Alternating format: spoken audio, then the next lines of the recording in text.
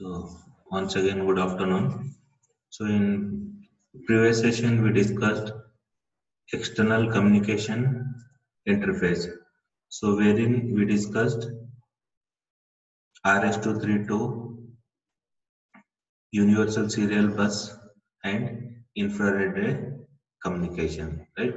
So in this session, we'll be discussing the remaining external communication interfaces like Bluetooth, Zigbee, Wi-Fi, then other communication interfaces, right? So I will be sharing the slides.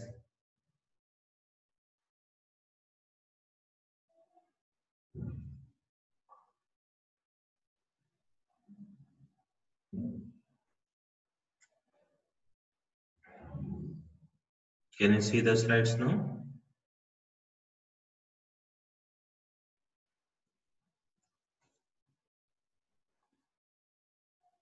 Yeah. Okay.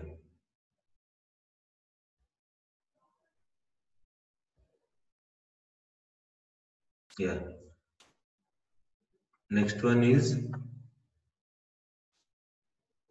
Bluetooth, right? Yeah. So this Bluetooth is nothing but wireless communication, right? Using this Bluetooth, we'll be having wireless communication for data and voice. So this is low cost, low power for short range purpose. We'll be making use of this Bluetooth technology, right? Using this, we can exchange data as well as voice information. So this was first developed by Ericsson company in the year 1994. So it will be for short range, right? So distance will be like 30 feet, right? So and the data rate it will be supporting is up to 1 Mbps, right? So it will be making use of this frequency, that is a frequency of 2.4 gigahertz of your radio frequency spectrum. And the technique that will be used for communication is nothing but frequency hopping spread spectrum. Right, so Bluetooth is for short range wireless communication purpose. Will be making use of this one. Right, it will be operating at this one frequency of that one is 2.4 gigahertz, right? And it will be having this data rate of up to 1 Mbps and distances can support is 30 feet. Next, so here similar to that of your infrared communication, Bluetooth communication also has got two essential parts. That is one physical link part and another is protocol part. So in physical link, it will be responsible for physical transmission of data between various Bluetooth devices, right? So physical link and protocol. So protocol is nothing but this is responsible for defining the rules for communication, right? So some rules there should be for exchanging of information. So that will be nothing but in your protocol part, right? So here in physical link, it will be making use of RF waves, right, for communication of information, right? So your Bluetooth enabled device essentially contain this Bluetooth wireless radio for transmission and reception. So you'll be having this hardware, right? This Bluetooth wireless radio is nothing but hardware that will be available in your Bluetooth enabled devices through which you'll be able to transmit and receive information. So if you having governing body, that is Bluetooth communication is implemented using this Bluetooth protocol stack. So this stack will be stored in your Bluetooth IC, right? So the Bluetooth communication IC holds the stack. So in this protocol stack, you'll be having all the rules for the communication purpose. So in order to identify each Bluetooth device, they will be assigning like 48-bit unique identification number for each Bluetooth device. So in order to identify each device, right?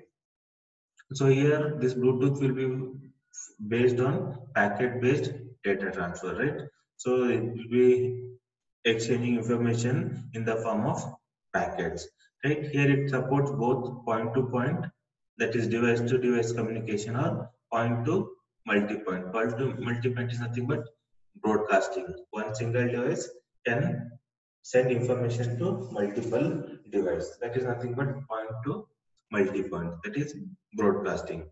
So when it forms this point-to-point means it will be having this master-slave relationship. One device will be acting as master, another will be acting as slave, right? That is point-to-point. So here this piconet means you will be having one single master. To that you can connect some other slave devices, right? That one will be calling as piconet, right? When a network is formed with one Bluetooth device as master and more than one device as slaves, then we call it as piconet. So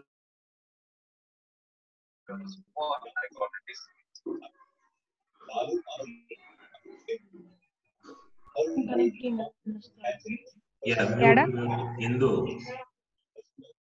into V mute ಮಾಡಿ. Hello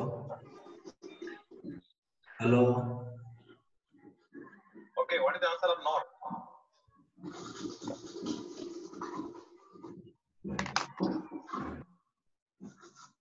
What is the answer of not?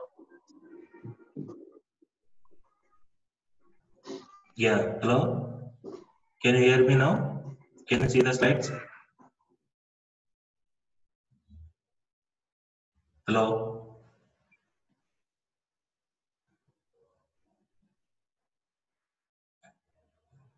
Yeah, there was some network issue, it got disconnected. So you people don't start presenting yourself, right?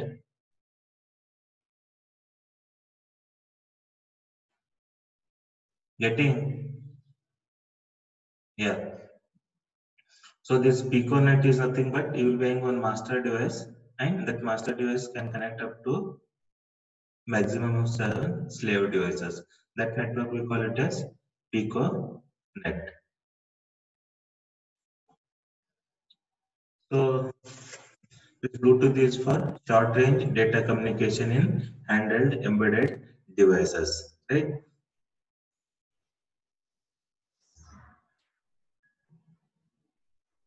You can't see the screen, Nivedita?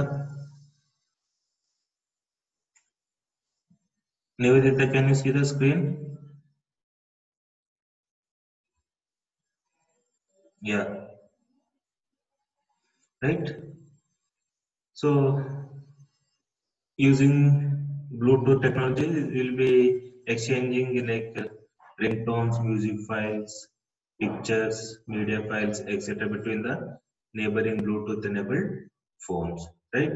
So here Bluetooth standard specifies the minimum requirement that each Bluetooth device must support for a specific usage scenario. So this gap generic access profile defines the requirement for detecting a Bluetooth device and establishing a connection with it. So this gap will be defining the requirements, right? So you got the different this one serial port profile, file transfer profile, then human interface device, etc. Right? So all this specification is defined and licensed by a standard body known as Bluetooth Special Interest Group.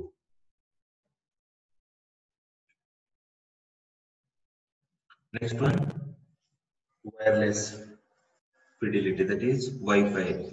Again, this is a wireless communication technique, but here you will be having network of devices, right? So network communication of devices. So here it will be following this IEEE 802.11 standard, and this Wi-Fi will be supporting an internet protocol for communication purpose. So here you will be having network of devices.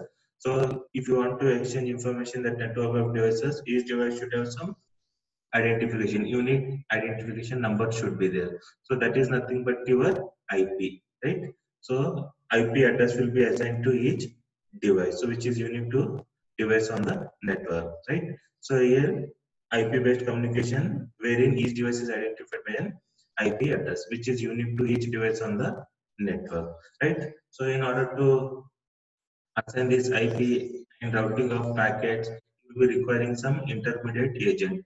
That is nothing but Wi-Fi router. So this Wi-Fi router will be responsible for assigning IP address to the devices on the network, or routing data packets to internet device on the network, or restricting the access to a network. All those things will be taken care by your Wi-Fi router, right? So this Wi-Fi enabled device contains a wireless adapter, right? So your Wi-Fi enabled device will be having this adapter for transmitting and receiving data in the form of radio signal through an antenna, right? Through this, they will be able to exchange the information. So in your Wi-Fi enabled devices will be having this component that will be helping us for transmitting and receiving the data, right? The hardware part of it is known as Wi-Fi radio. So here this Wi-Fi operates at 2.4 gigahertz or 5 gigahertz of your radio spectrum. So here you can see the devices connected in this network. So you'll be having a router, then you'll be having device 1, 2, 3, right? So this router will be responsible for routing data from one device to other device, or restricting access to this Wi-Fi network, or it will be helping us to assign IP address to the devices connected in the network. So all those things will be taken care by this Wi-Fi router, right? So in mobile you might have seen when you switch on the Wi-Fi, then it will be searching for the Wi-Fi network that are close to in the vicinity of that device. Then it will be listing out, right? So if it is security enabled, then you have to enter the password in order to access that Wi-Fi. So it employs two security mechanism. One is WEP, that is wired equivalency privacy, and the next one is wireless protected access for securing the data communication. So this using Wi-Fi will be having high data rate. You can say 1 Mbps to 1.73 Gbps. Right? For high data rate, you'll be making use of Wi-Fi. Right? It can support communication up to 100 to 300 feet. Next one is Zigbee, right? Again, this is a wireless communication protocol, but here distance will be the speed will be less, right? So in Wi-Fi we saw just now it will be in Mbps to Gbps, but here it will be bits to kilobits per second. So here it can support up to 20 to 250 kbps of data rate, right? So the distance it can support is up to 100 meters. So again, this is a Zigbee is a low power, low cost wireless communication network based on this IEEE standard, right? So it will be making use of this wireless personal area networking, right? Here you'll be having some devices in the Zigbee network. You'll be having some devices, right? They are like Zigbee coordinator, ZC, or network coordinator. So this will be responsible, or you can say this will be acting as the root of your Zigbee network, and it will be coordinating among other devices connected in that network. So it will be responsible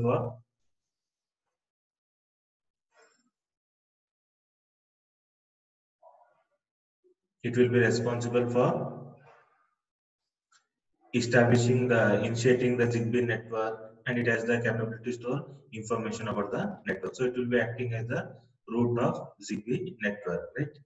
Then you will be having another device called as Zigbee router, ZR, or full function device, FFD. So this will be responsible for transmitting data from one device to other device, right? So it will be responsible for passing information from one device to another device, or to another ZR, right? So ZR is nothing but Zigbee router. Then you will be having Zigbee end device. So this is end device means it will not be helping on transferring data from one device to other device, right?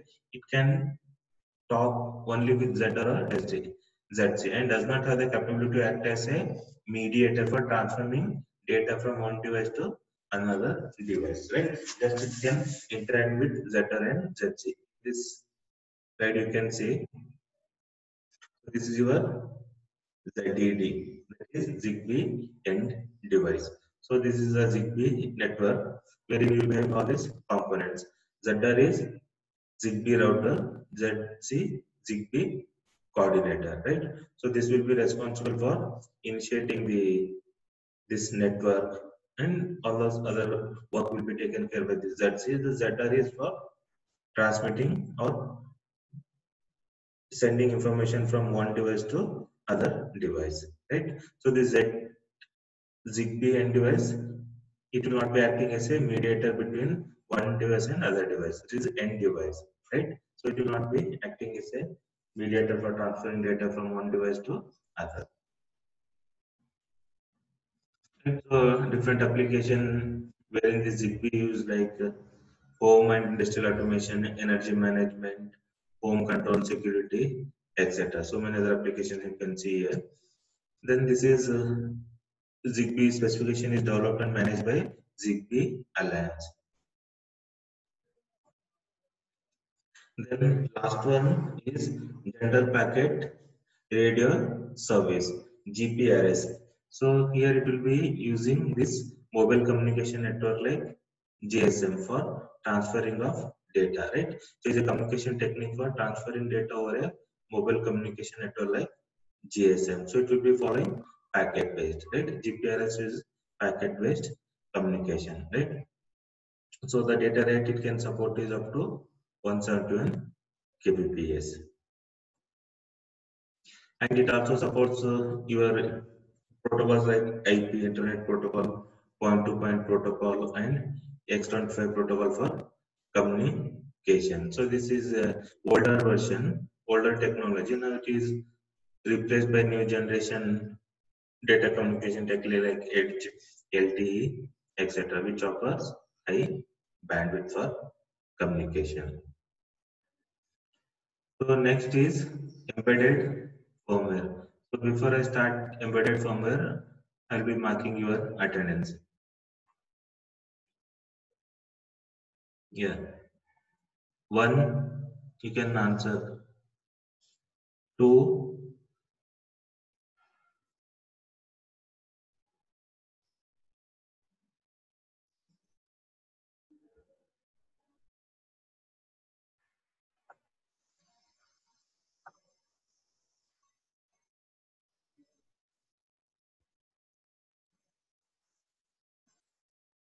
3, 3,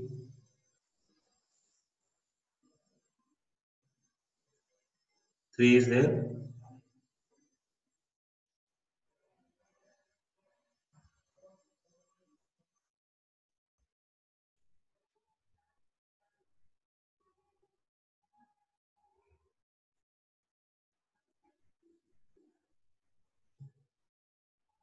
Yeah, I marked 38, 39 present. Don't worry.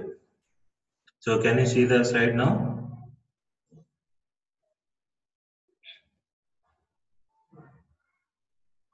Can you see the slide? So next we will be seeing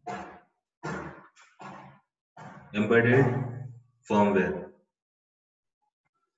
So embedded firmware is nothing but your application code, right? So, or you can say control algorithm that will be stored to your program memory. So program memory is nothing but your ROM. So this embedded firmware refers to the control algorithm, that is your program instruction that will be stored to your program memory, right? So it is an unavoidable part of an embedded system. Means without this, you can't imagine your embedded device, right? So this is the one who will be controlling the entire thing in your embedded device. So this embedded firmware is nothing but your control algorithm or application that will be sitting in your ROM or program memory, right? For developing of this embedded firmware, it may have various methods. One, you can write code in high level language, right? High level language like embedded C or C++ for building the application, right? So you will be making use of some integrated development environment, IDE. So IDE is nothing but wherein you will be having so many components, like you will be having editor. So editor, with the help of editor, you will be able to enter your code. Then you will be in compiler. So with the help of compiler, you will be converting high level language to low level language. Similarly, you will be in debugger, simulator, etc. under one single platform, that is integrated development environment, right? So various method for developing your firmware is using, one is using high level language, right? So you will be writing application code using some high level language like embedded C or C++ with the help of IDE. Next one is you can build your application using assembly language program. Since using assembly language, you will be able to build the application, right? So we'll see advantage and disadvantage of this one. Yeah, 412 is present, don't worry. So advantage of writing code in high level language means you need not to worry about the instruction set of that particular target controller or processor, right? Without knowing the instruction set of your that target processor controller, you will be able to write your application, that is using C language. But in case of assembly, if you want to program using assembly language, then you should be knowing the instruction set architecture of the target processor controller. Then only you will be able to write the or build the application. So here you are relieved of that job, right? Then another important advantage of this high level means it is easy, right? Then it is portable. Portable means you assume that you are written code for one particular target board, right? You can take that same code to some other board also. Just you have to use some corresponding cross compiler, and with few changes you'll be able to generate the code for that particular target. But here it is not the case. You can't port. Assume you have written code for some particular controller like 8051, right? You can't take that application to some other controller, right? So it will be specific to that one, and here it will be tedious and this thing, right? So the this hex file creation is nothing but converting your high level language or assembly code to machine readable binary, that will be calling as hex file creation, right? So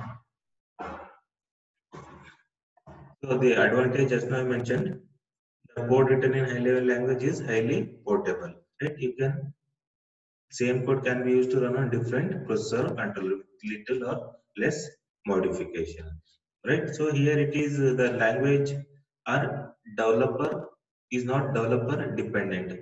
What do you mean by developer dependent means?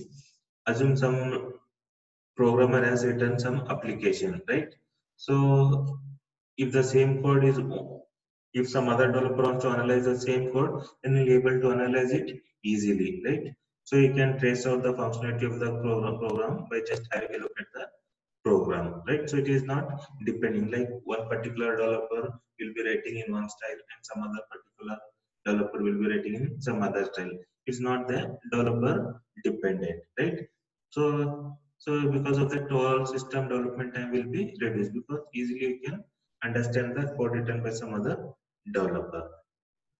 But in case of assembly, so it is tedious and time consuming. Time consuming, you should be knowing the instruction set of that underlying controller or processor. If you know the instruction set of that underlying processor controller, then you will be able to write the application for that one, right?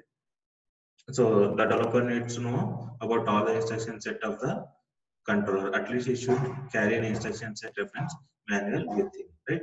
So you should be having the reference manual for knowing the different instruction set available, right? So programmer using assembly language technique writes the program according to his view and taste. So here you can say it is programmer dependent. Right? Programmer dependent means assume to achieve some functionality, some programmer may take like few instructions, right? Some experienced programmer will take less number of instructions than the what is achieved through this programmer, right? So it will be depending on the programmer, right? Developer, right? So assembly, you can say it is programmer dependent, right?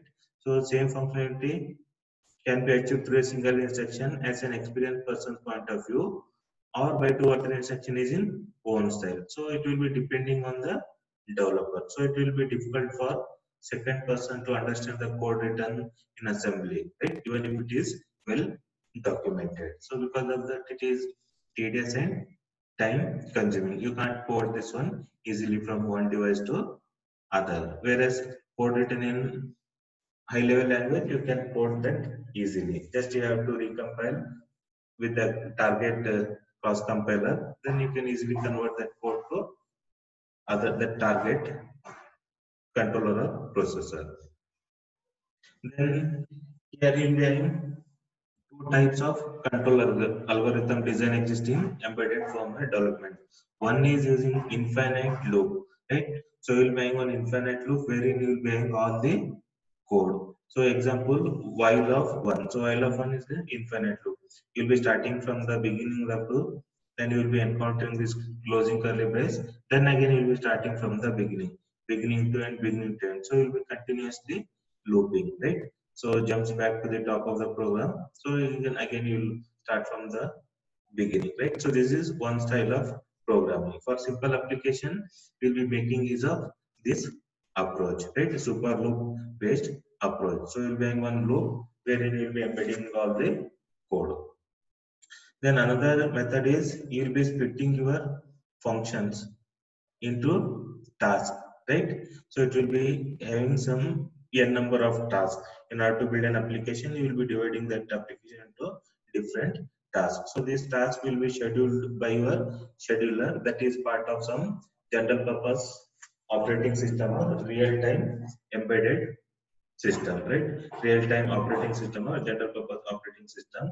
They will be having this scheduler. So the scheduler's job is to schedule this task, right? So this is the second method wherein he will be splitting functions to be executed into tasks, right?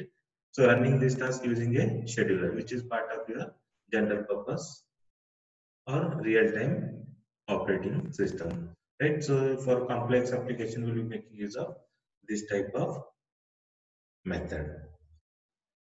So we are almost done with the module 3. Few more components are there, right? So left with less, around 1 minute of time. So in next class, I'll be starting with other components. So another 15-20 minutes is enough for covering this, right?